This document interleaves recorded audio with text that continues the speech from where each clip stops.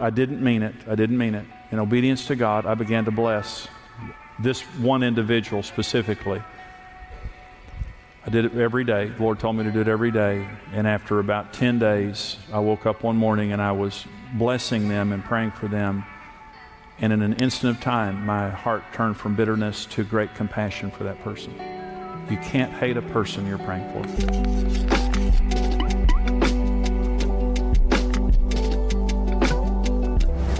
This session is called Destructive Husbands and Wives. And the word destructive is a strong word, and I don't mean to convey there that, if you fit the descriptions here that you're destructive in the sense that you're trying to be. I'm just talking about the things that we do that have a negative influence on our marriage. With 50% of marriages ending in divorce, there is destructive behavior in those marriages. And again, I'm not necessarily talking about abuse. It could be that, but a lot of times it's just the way we respond to problems, the way we're dealing with the issues of our marriage. They have a destructive influence on the marriage itself, which can either lead to a divorce or just an unhappy marriage, a chronically unhappy marriage. Now, one of the secrets of having a good marriage seminar experience is not listening for your spouse. It's listening for yourself, and not using the ministry of elbows. Did you hear that? And getting into the car afterwards and saying, "Did you hear what he said about you?"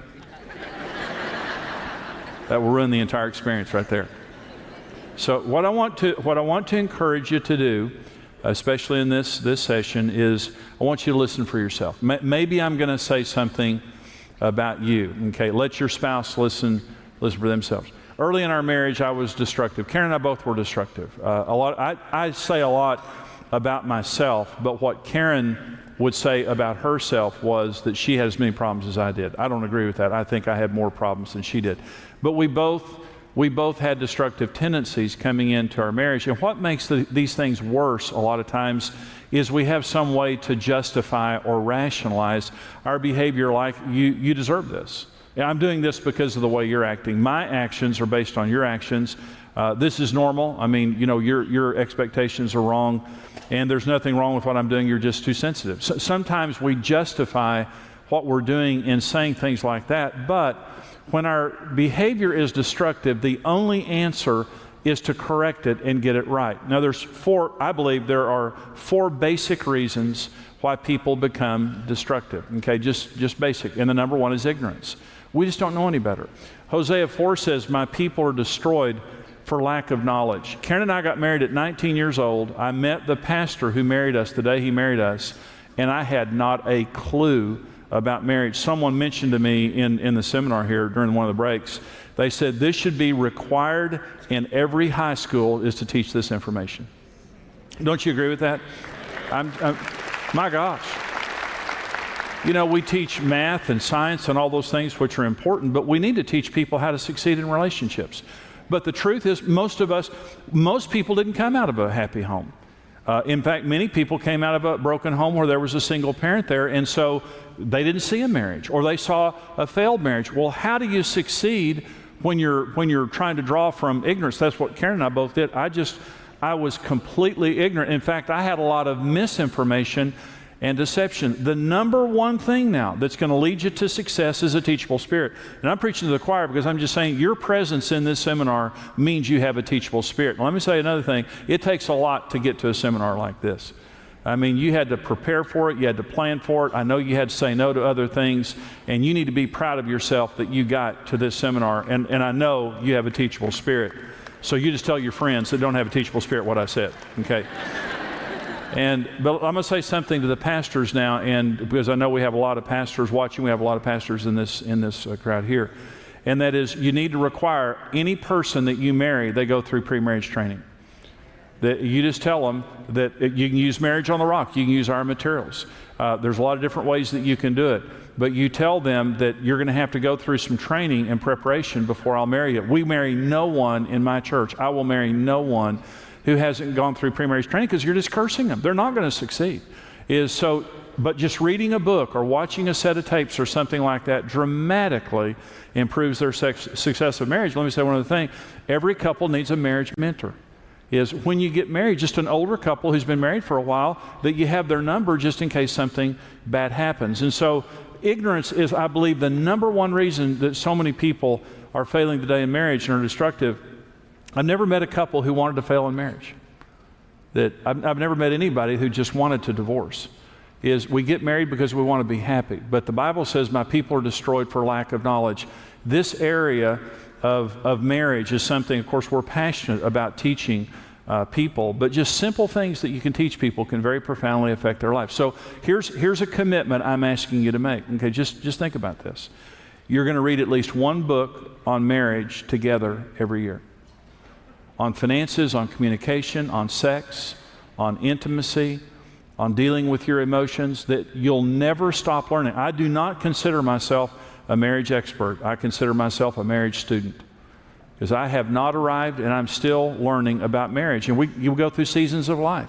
And so maybe I did, get to a place in another season of our lives where, I knew how to deal with that, but now there's other things going on. We're in a different season with aging parents and grandchildren and things like that. And so we're going to be continuing education students in the area of marriage. I'm not going to be ignorant, in other words. I'm going to be teachable and continue to learn. Number two thing that causes people to be destructive is past hurts. Now, I know in another session we talked about the issue of hurts, but let me talk about it again. Three categories of hurts, basic categories of hurts. Parent hurts. I think father pain is some of the worst pain that a person can experience, even if you didn't have a father. It creates a lot of pain that has to be dealt with now, or it'll affect your marriage. I want to say something that I want you to hear me about. It doesn't matter where the pain came from in your past, your spouse will take the worst of it. It doesn't matter who you're mad at from your past, you're going to take it out on your spouse the most. Even if you're not mad at your spouse, they're going to get the worst of it. So there's parent hurts, there's romantic hurts. And those romantic hurts can go back to the first and second grade. It could be, that you had a little boyfriend or girlfriend or something like that broke your heart or something, or a string of bad experiences as a young person. Rejection, betrayal, infidelity, hurtful words, divorce, abandonment, abuse, romantic hurts. And then the third is just life hurts, the things that life does to us. Failure, serious illness, injury, financial problems, loss of loved ones, serious emotional or mental problems, things like that. And so when we become destructive, many times we have pain bottled up inside of us and we're not dealing with it properly. And here's what happens to unhealed hurts. First of all, it hinders intimacy. Intimacy means being close on the inside. You can't be intimate with a person that you can't know. Intimacy requires knowledge. It means unhindered access to that individual. I can know your thoughts. I can know your feelings. I can know your dreams. I have unhindered access. That's what makes intimacy. But when you have unhealed hurts inside of you, it means it's going to keep you. It's a breeding ground for fear and shame and all kinds of problems, and it's going to hinder intimacy in your relationship. And it also causes extremes in the way that we deal with other people. If you had prior betrayal, you could be extremely jealous. If someone cheated on you before and you haven't dealt with that, it can cause extreme jealousy. If you had dominance in your past, again, it can either cause extreme passivity or extreme dominance in your present. Verbal abuse can cause extremely low self-esteem. Let me talk about Karen for just a minute. I've never met a person with lower self-esteem than Karen when we met. And it was caused by wounds in her past, deep, deep wounds from her past. When Karen and I met, I think Karen is the most beautiful woman in the world. I always have. She's always been gorgeous. Karen thought she was fat and ugly and God couldn't love her. Karen didn't believe that she could be saved. I had to tell Karen constantly, God loves you, and she'd say, I know God loves everybody else, He can't love me. When we met and we were together, of course, I had very high self-esteem, too high of self-esteem. And but Karen literally, she would stand behind me. We would go up to a crowd of people and I'd be introducing Karen and she'd always disappear and I'd reach back, pull her out. She's like spring loaded. I'd let go, she'd go back here again, and literally. And she just thought, I'm fat and ugly. She wasn't fat, she wasn't ugly, and God loved her, but she didn't believe any of that. And it really, it affected our relationship in a bad way for several reasons. One is because, she couldn't give me love in a normal way because she didn't love herself. And the other thing is she couldn't receive love, regardless of how, because I always told Karen how beautiful she was, how much I loved her. She could never accept it. And she was obviously at an extreme, and I want to say something. Psalm 107:20 says that God sent His word to heal them and to deliver them from their destructions. God sent His word to heal them. The word has power on its own. You read other books, the Bible reads you. Okay. I've never known a day in 40 years of being married to Karen that she hasn't woken up and read the Bible. And the Bible healed Karen. The Bible healed Karen. When she started reading the Bible, she would read it. Now, she could believe the condemnation scriptures in Leviticus. But she would read the Psalms or read the book of John or something like that about God's love, and she couldn't believe that. But she read it every day anyway. And I watched the Word of God heal my wife.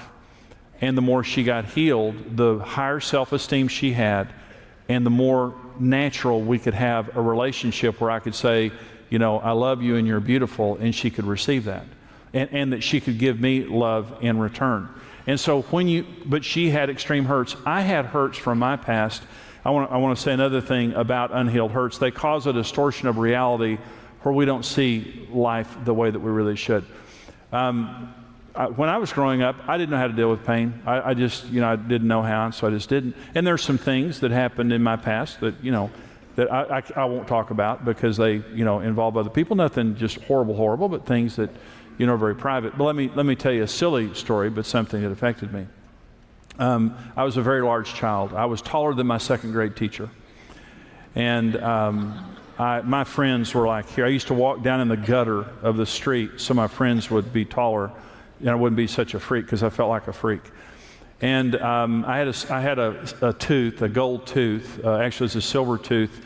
My tooth got knocked out. My neighbor knocked it out with a slingshot. And they put a tooth on. And when the dentist that put the tooth on, I think he was trying to give me a tooth I'd grow into because it was really big. It was a big silver tooth. My brothers called me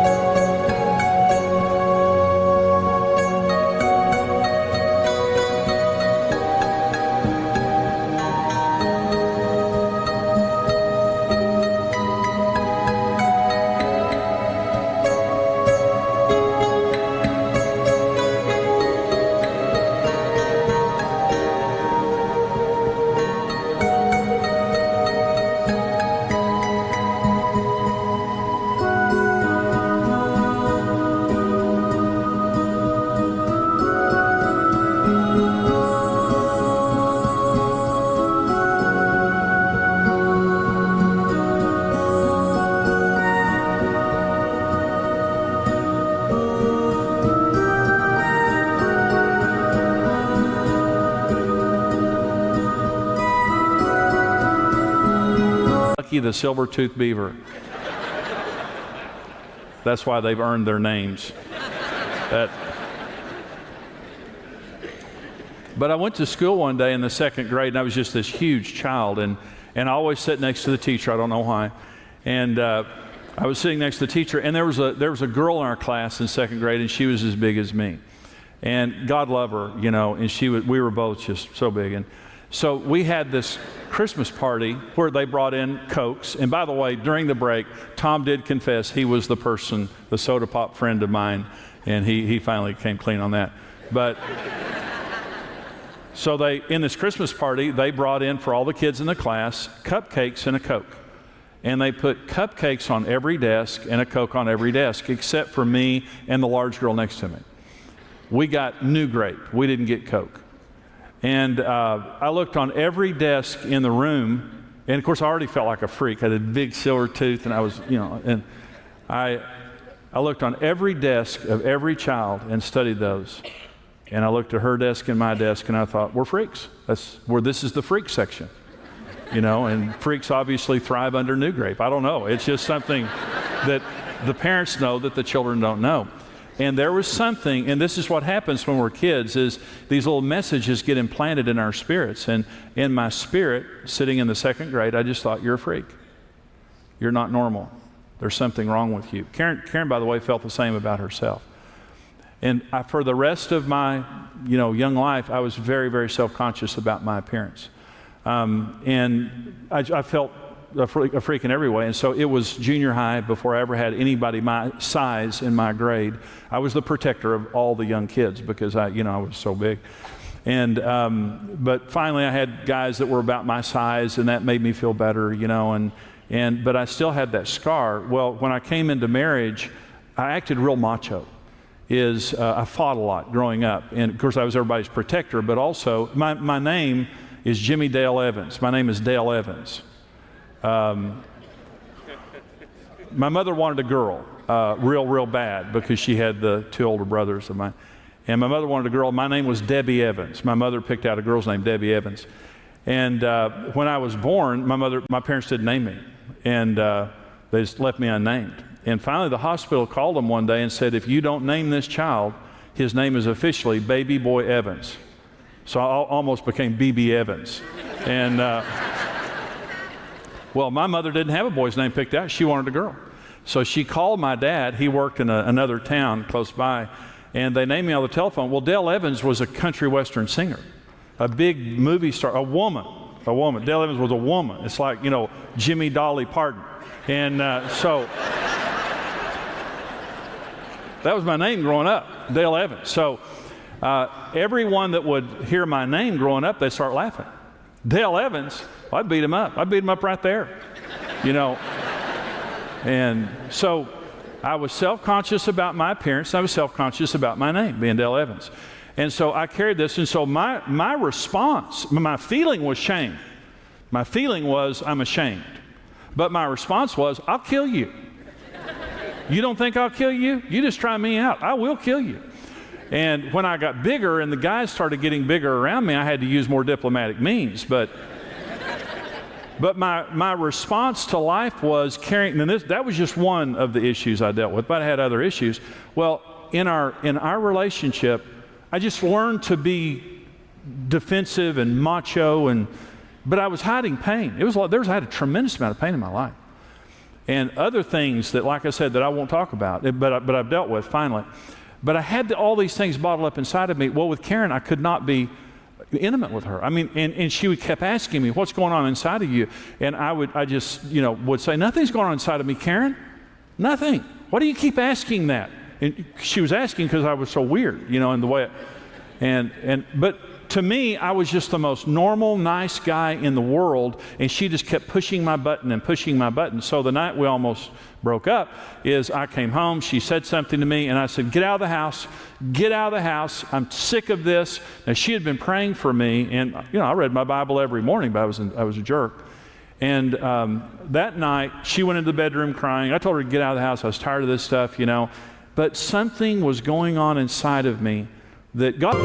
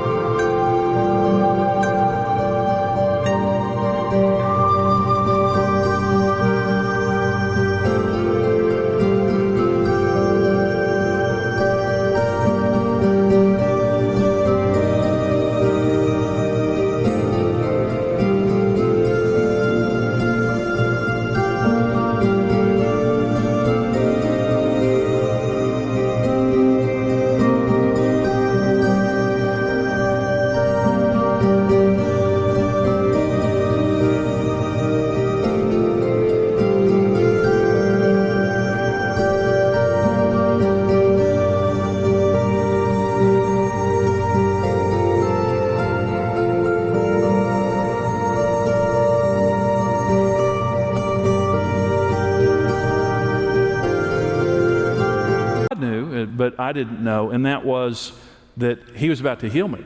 And what happened when Karen was in the bedroom crying is like scales fell off my eyes, literally like something fell off my eyes. And the next instant, I saw myself as I really was. I mean, I never had seen reality until that moment. And when God just took the blinders off my eyes, I thought, my gosh, am I a mess or what? I am a mess. And I went in and I apologized to Karen. That's when I hung my golf clubs up. That's when I repented to her for the way that I talked to her and all those things. But here, what I realized was this. I've been protecting shame and pain all of my life. And I'm tired of it. And that pain and that shame on the inside of me has ruined every relationship in my life. And it's about to ruin my marriage. And my reality was distorted. I thought Karen was the problem. I thought people were the problem. But I was just, that movie, the Kevin Costner movie, Stands with a Fist. Remember that gal? I stood with a fist. What was that movie called? Dances with Wolves. I was just ready for a fight. And vigilant, macho, but devastated on the inside. Here's how to deal with your hurts of your past. You have to be honest. You just have to be honest and say, I'm hurt. It's hard sometimes for men. Sometimes it's hard for women. Women are better at it than men, I think, but what I thought is if I ever show her weakness, the world is going to crumble. When I showed her weakness was when the world came together. My fear kept my hurt in the darkness, and it kept my life distorted and dysfunctional. But when I finally began to admit to Karen, Karen, I'm hurting. And I'm ashamed of this. I'm ashamed. This is when I finally started talking to Karen, that's what she wanted to hear. She knew I was messed up. My gosh, And she had heard some of the things that happened to me when I was growing up. And that's why she kept saying, Jimmy, how did you feel about that? I would just say, feel what? Karen, I don't know what you're talking about. I remember, I was telling you about my dad not coming to my games, and this is a silly thing. It's not the worst thing. Some of you have had much worse things happen than that. But I remember just looking on the sidelines for my dad, like kids would do. It wasn't there. You just deal with that. You just go on. But it made me feel rejected and frustrated and hurt. But I never dealt with it. I just stuffed it on the inside. I had to get to a place where my fears, the devil is the devil of darkness. Anything in darkness is under his domain. You can't kick the devil off his own property, but you can shine the light and he has to leave. When your shame and pain is in the darkness, it is a breeding ground for the devil. And he'll use it against you. And he'll use it as a headquarters to devastate your relationships. But when you turn the light of God on it and just simply say, this is what happened. You don't say it to everybody, but you say it in the right places. So you have to admit your pain. The second thing, you have to take responsibility for your actions. With Karen, I blamed it on Karen. I blamed it on everybody else. But I had to take responsibility for what I had done. Another thing is forgiveness. And I've talked about forgiveness, so I want to turn this a little different direction. You have to forgive everybody. Forgiveness is the biggest issue of emotional healing, the biggest issue of emotional healing. I had a young man in counseling one time who I liked him. He was a nice young man, but he was an angry guy. And his wife told me, his little fiance told me, she said he beats himself with wrenches when he gets mad. I said, what? She said, yeah, he beats himself with wrenches. And I turned to him, I said, you do that? He said, yeah. I said, what's that about? He said, I don't know. And she said, he puts guys in the hospital playing football. I said, you put guys in the hospital playing football? He said, yeah, a lot. I said, what's that about? He said, I like to hit. I said, but that hard? He said, oh yeah, I like it a lot. I said, who are you mad at? He said, I'm not mad at anybody. I said, yeah, you're mad at somebody. He said, no, I'm not. Yeah, you are. And I just started naming names. Are you mad at this person? No. This person? This person? No. I said, your father? He said, oh, I don't know. He said, if I ever see him, I'll kill him. I said, I think we found, I think we just hit pay dirt. And I said, well, tell me about him. He said, I've never met him. He abandoned my mother when she was pregnant with me. I've never seen him, but if I ever see him, I'll kill him. His whole life, he lived with hatred for a man he'd never met. And I said to him, you know, you need to forgive your father. He hung his head and sobbed for 1 hour. 60 minutes. He looked at me. I said, it'll never be over till you forgive him.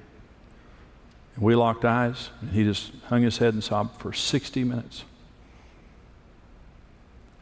His little fiance just watched him. You know, her eyes were open, and she was crying, but she was shocked. And he looked up after an hour and said, okay. I led him through a prayer of blessing his father. Now listen to me.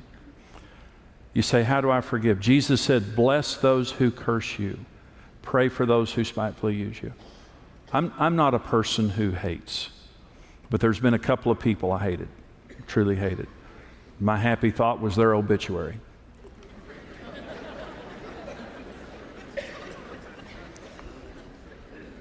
I wanted bad things for them. I had a little dungeon in my heart that I crawled down into and tortured them and came back out. And the Lord told me one day about them, I want you to bless them. And I said to the Lord, Lord, if I bless them and you actually listened and you blessed them, then I've got problems with you. And the Lord, and let me say this, it was changing my personality toward Karen. See, I wasn't mad at Karen, I was mad at them, but I was taking it out on Karen. And that's what I'm saying, regardless who you're mad at, it's going to come out on your spouse more than anybody else. Okay. So in obedience to God, I didn't mean it. In obedience to God, I began to bless this one individual specifically. I did it every day. The Lord told me to do it every day. And after about 10 days, I woke up one morning and I was blessing them and praying for them. And in an instant of time, my heart turned from bitterness to great compassion for that person. You can't hate a person you're praying for.